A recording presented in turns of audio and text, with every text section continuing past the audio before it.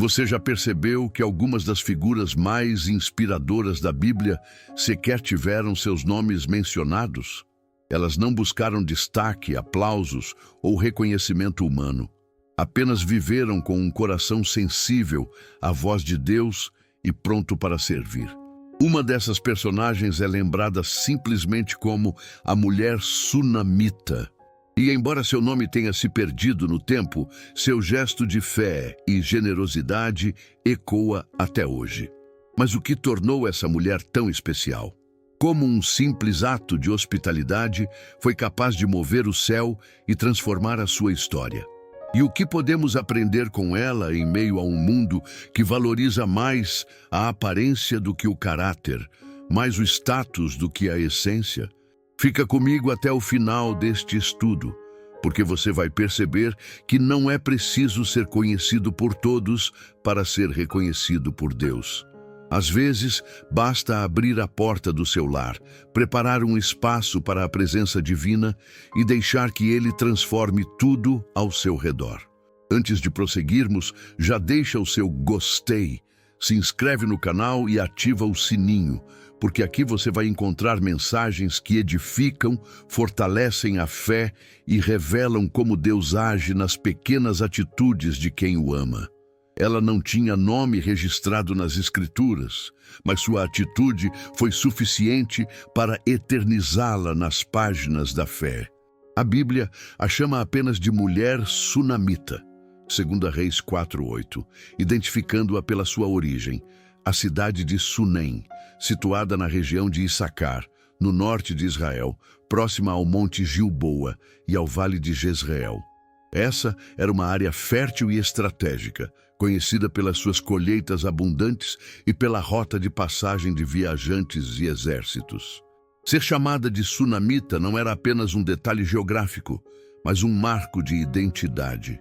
Significava pertencer a uma região próspera, mas também constantemente ligada a batalhas e movimentos históricos. Em meio à rotina dessa cidade, ela percebeu que um homem de Deus passava ali com frequência, o profeta Eliseu, sucessor de Elias. E algo dentro dela acendeu. Aquele visitante não era comum, mas um servo do Altíssimo. Sem esperar nada em troca, convidou-o para comer pão em sua casa. O gesto simples se tornou costume, e Eliseu sempre parava ali quando passava por Sunem. Sua generosidade, porém, foi além. Sugeriu ao marido que construíssem um quarto para o profeta, com cama, mesa, cadeira e candeeiro. Em uma época em que hospitalidade era uma virtude essencial do Oriente Médio, o gesto da sunamita ultrapassou a etiqueta. Ela criou um espaço sagrado em sua casa. Importante notar que ela não buscava milagres. Não estava tentando negociar com Deus. Sua bondade era genuína, nascida de um coração grato e atento. O quarto que ergueu com tijolos e fé se tornaria o palco de uma das narrativas mais impactantes do Antigo Testamento. Na cultura hebraica, acolher um profeta significava honrar a própria presença de Deus. E essa honra não passaria despercebida. A Bíblia não registra orações explícitas dela pedindo por um filho. Não há súplicas públicas, nem lágrimas diante do povo. Porém, no silêncio da alma, havia um espaço vazio que apenas Deus conhecia. Mesmo sem expressar sua dor, ela escolheu focar no que podia oferecer e não no que lhe faltava. Foi assim que sua generosidade preparou um ambiente para o agir divino, sem que ela tivesse sequer pronunciado um pedido. Isso nos revela algo profundo. Quando honramos a presença de Deus, Ele age com liberdade em nossa casa. Ao abrir as portas para Eliseu, ela estava abrindo caminho para o céu, intervir em sua história. Às vezes, o maior milagre começa com um quarto reservado, com um prato de pão compartilhado, com um gesto de honra que parece pequeno, mas que é visto pelo Eterno. A mulher sunamita nos mostra que não é necessário ter nome famoso ou título espiritual para marcar a eternidade. Basta um coração sensível, pronto a servir, capaz de reconhecer a presença de Deus quando ela passa. Assim, uma mulher anônima de Sunem, entrou para a história, lembrada até hoje como exemplo de generosidade e fé prática. Depois de tantos gestos de bondade, Eliseu quis retribuir. Ofereceu influência junto ao rei ou ao comandante do exército, mas ela recusou. Disse que vivia bem entre o seu povo, sem precisar de favores políticos ou militares. Era como se afirmasse: eu não sirvo esperando algo em troca. Mas Deus sabia do desejo escondido em seu coração. Geazi, servo de Eliseu, percebeu o que ninguém dizia em voz alta. Ela não tinha filhos e seu marido já era idoso. Naquele tempo, em Israel, não ter um herdeiro era considerado uma grande perda, quase uma vergonha pública. Mesmo sem pedir, o Deus que sonda os segredos da alma já preparava uma resposta. Foi então que Eliseu a chamou e, com autoridade profética, declarou: por este tempo, daqui a 1 ano, você abraçará um filho. Ela ficou surpresa, quase assustada. Disse: não mintas a tua serva. Talvez já tivesse sofrido com falsas esperanças. Talvez seu coração estivesse calejado por anos de espera sem resposta. Mas a palavra liberada por Deus através do profeta não volta vazia. E assim, exatamente como Eliseu dissera, no tempo determinado ela deu à luz um filho. Um menino saudável, um milagre vivo, uma promessa que ela não ousou pedir, mas que o céu escolheu entregar. A vida floresceu onde havia esterilidade. Esse momento revela um dos traços mais lindos do caráter de Deus.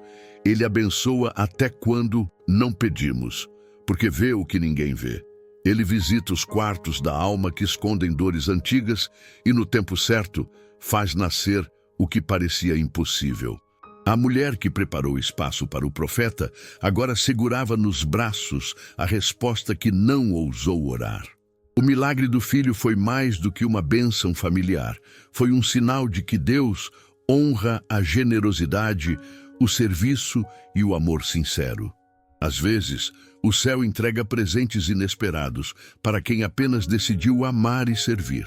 E quando Deus dá, Ele dá com propósito. Aquele menino era mais do que um filho. Era uma promessa viva do cuidado divino. O menino cresceu sob os olhos atentos da mãe, que sabia que aquele filho era um presente do céu. Tudo parecia bem, até que um dia comum se tornou o pior de sua vida. O menino saiu ao campo com o pai, começou a sentir fortes dores de cabeça e em poucas horas morreu nos braços da mãe. Um silêncio cortante tomou conta daquela casa. A promessa havia morrido. Diante da cena, qualquer um se desesperaria. Mas aquela mulher fez algo surpreendente. Em vez de chorar, gritar ou avisar a todos, ela subiu até o quarto do profeta, deitou o menino na cama onde Eliseu dormia e fechou a porta. Era como se dissesse: aqui foi gerada a promessa e aqui será restaurada. Ela se recusou a enterrar o milagre. Sem contar ao marido o que havia acontecido, pediu um servo e um jumento para ir ao encontro de Eliseu. Quando questionada, respondeu apenas: tudo vai bem. Como é possível dizer isso quando o coração está em pedaços? Ela estava vivendo a fé que transcende o desespero, a confiança que não precisa de explicações, apenas de ação. A sunamita não negou a dor, mas também não a alimentou. Em vez disso, ela correu até o profeta que havia sido o canal do milagre. E quando o encontrou, agarrou-se aos seus pés, determinada a não sair dali sem resposta. Sua fé não gritava, mas persistia. Era uma fé que dizia: se Deus começou essa obra, Ele não vai terminar em tragédia. Eliseu entendeu a gravidade da situação. Ela não veio até ele por um favor qualquer. Veio porque algo precioso havia sido tirado. O profeta enviou Geazi com seu bordão, mas nada aconteceu. A mulher não se contentava com intercessores. Ela queria a presença do homem de Deus, do mesmo que havia declarado vida sobre seu ventre. Essa parte da história nos ensina que até as promessas podem ser abaladas. Mas também mostra que fé não é ausência de dor. É saber onde buscar ajuda quando ela nos atinge. A mulher sunamita não fugiu da tragédia. Ela correu até Deus com ela nos braços e disse, com atitude e fé: não aceito perder o que veio do céu. Eliseu não hesitou, levantou-se e foi com ela até Sunem. Quando chegou, entrou no quarto, o mesmo que anos antes havia sido preparado com tanto carinho pela mulher sunamita. Agora, ali estava o menino morto, deitado na cama do profeta.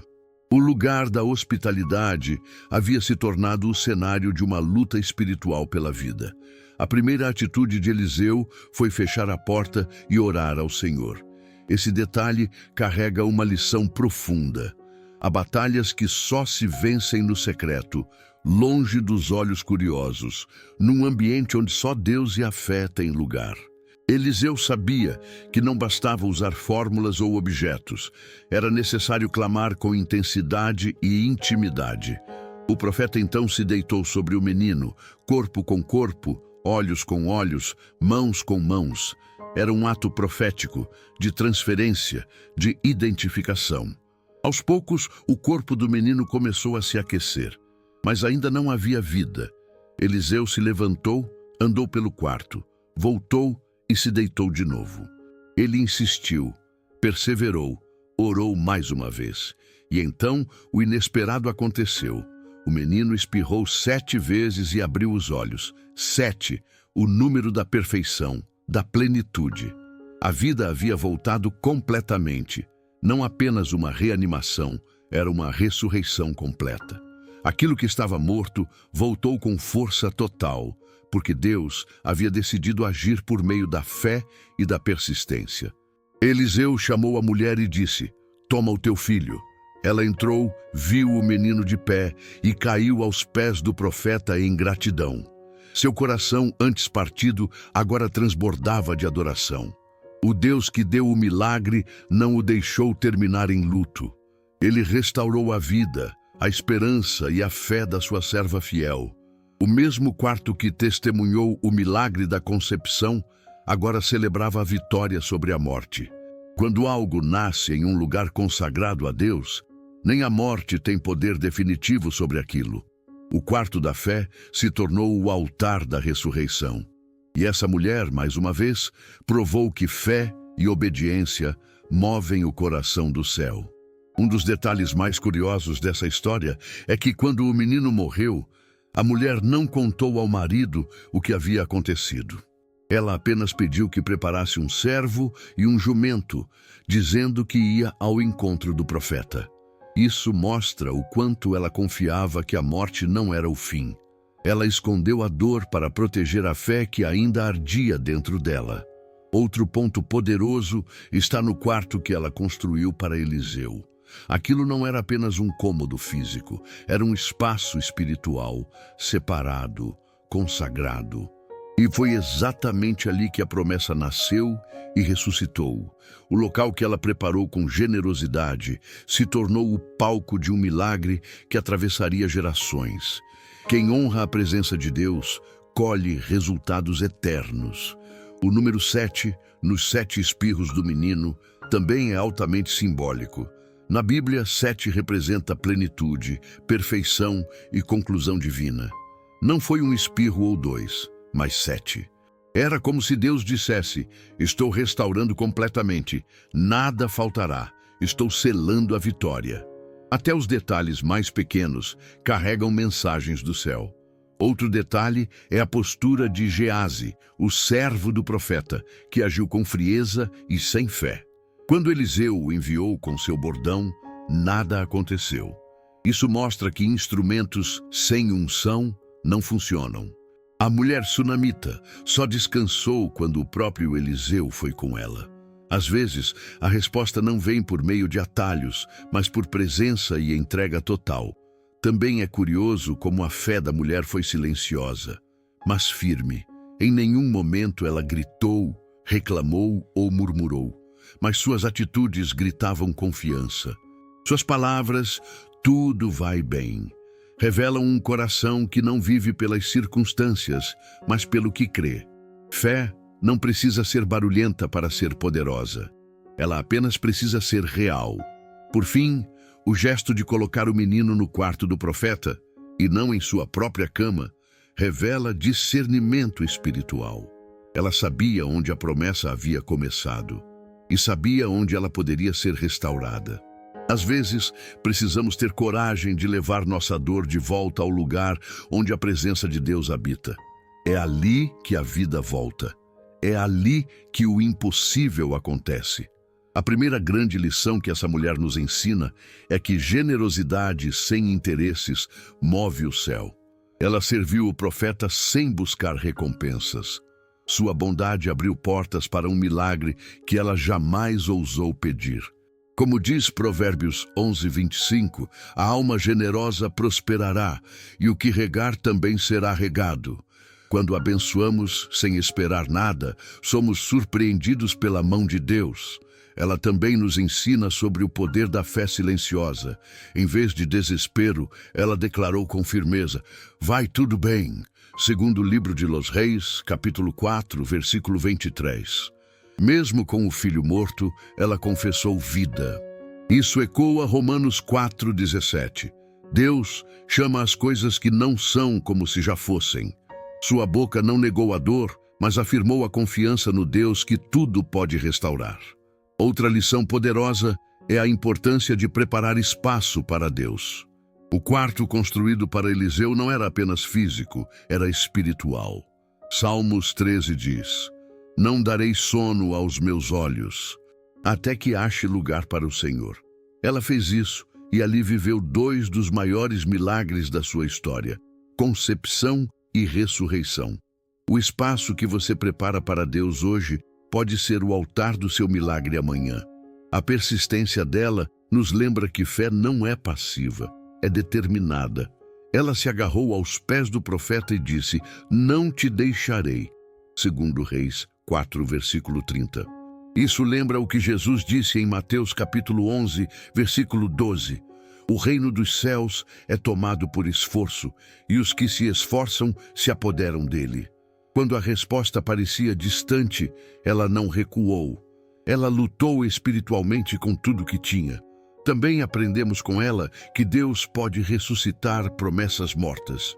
O menino era um presente divino e, mesmo morto, voltou à vida. João 11, versículo 25 diz: eu sou a ressurreição e a vida. Quem crê em mim, ainda que morra, viverá. Não importa quão sem vida pareça a sua situação, quando Deus entra no quarto, a morte perde o poder. Por fim, a mulher sunamita nos mostra que quem serve a Deus com sinceridade nunca ficará desamparado. Mais tarde, em 2 Reis 8:1-6, ela foi protegida durante a fome e restaurada em tudo. Salmos 37, versículo 25 confirma: fui moço e agora sou velho, mas nunca vi o justo desamparado, nem a sua descendência mendigar o pão. A fidelidade de Deus acompanha quem vive com fé, honra e coração aberto. A mulher sunamita é uma prova viva de que fé silenciosa, honra sincera e perseverança diante da dor podem abrir as portas para milagres que mudam destinos. Sua história nos lembra que não precisamos de títulos nem reconhecimento humano para sermos vistos por Deus. Basta um coração disposto a servir, confiar e permanecer firme. Ela preparou espaço para o profeta e, sem perceber, preparou espaço para a glória de Deus em sua casa. Ela declarou vida quando tudo cheirava à morte. Ela se agarrou à promessa mesmo quando tudo parecia perdido. E no fim, não só experimentou o impossível, mas também foi guardada e restaurada em meio às crises da sua geração. Assim como a sunamita, você também pode viver essa realidade. Abra espaço para Deus na sua vida, mesmo em meio ao silêncio. Honre a presença dele, mesmo sem pedir nada em troca. Creia que promessas aparentemente mortas podem voltar a respirar quando o Senhor entra no quarto. Se esta mensagem falou com você, escreva nos comentários. Eu vou preparar espaço para Deus. Não esqueça de curtir este vídeo, compartilhar com alguém que precisa ouvir essa palavra e se inscrever no canal para continuar recebendo mensagens que fortalecem a fé e renovam a esperança. Porque quando abrimos espaço para Deus, o milagre encontra lugar para acontecer.